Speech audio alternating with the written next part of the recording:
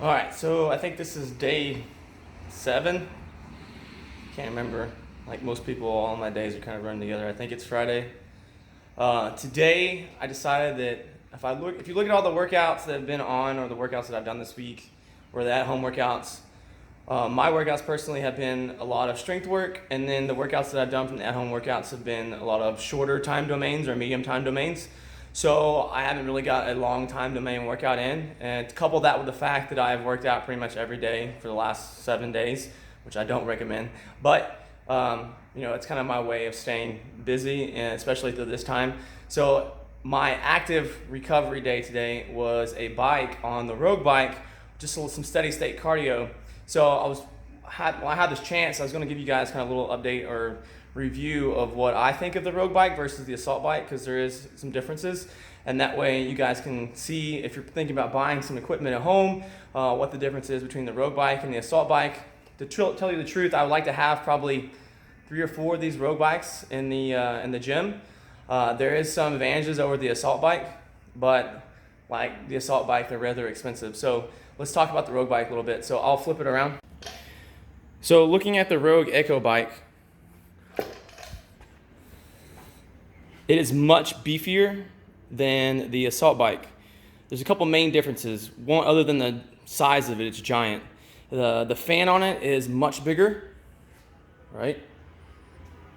The other main difference is that it is belt driven. So the Assault bike is chain driven. So what is that difference does that make? Well, I'll flip back around. I'll kind of explain it. All right, so the main difference, like I was stating, between the Rogue bike and the Assault bike is the Rogue bike is belt driven and the Assault bike is chain driven. So what does that actually mean when it actually comes to pedaling on the bike? It means that if I am pedaling my butt off on the Assault bike and I decide that I am done and I want to get off, I know, and all of you guys know, that you better get your feet out of the way or keep pedaling with the pedals a little bit, because on the chain-driven bike, the Assault bike, the pedals are going to keep rotating really, really quickly, right? Whereas if you're on the Rogue bike, that is the complete opposite. Once you stop pedaling on the Rogue bike, the bike stops, right? So when you're actually doing a workout, what does that actually mean? It means that sprints on the Rogue bike are much more difficult, because if you let up at all, the bike completely comes to a stop. So you have to constantly keep applying the pressure on the bike, right? Whereas if I let up just as slightly on the Assault bike, the pedals are going to keep going with momentum, so I don't have to pedal quite as hard as I would as on the Rogue bike. On my experience, the actual calories count about the same, as long as you keep the same or apply the same amount of pressure on the pedals. Like for example, today I did, for a long piece of 500 cals, and I was trying to maintain about 65 RPMs.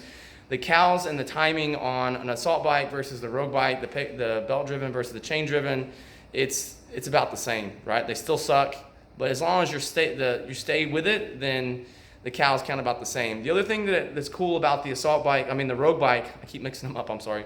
The cool thing about the Rogue bike, it's very smooth. In other words, it's not really clanky. It doesn't require a whole lot of maintenance. It's very beefy. It rides very smoothly, and it's very quiet. Whereas the Assault bike is very loud. It requires constant maintenance. I'm constantly doing maintenance on those damn things, and it's not that smooth at all. Period. And in my opinion, different Assault bikes feel differently. Whereas every Echo bike or Rogue bike that ever got on feels about the same. So if you're trying to decide which one's better for you, honestly, I would like to have we have 8 Assault bikes. I would like to have 3 or 4 Rogue bikes, because you get the same experience. People would have their preference, but as far as cost goes, the Assault bike right now is selling for like $650. The Rogue bike is selling for about $650, $700.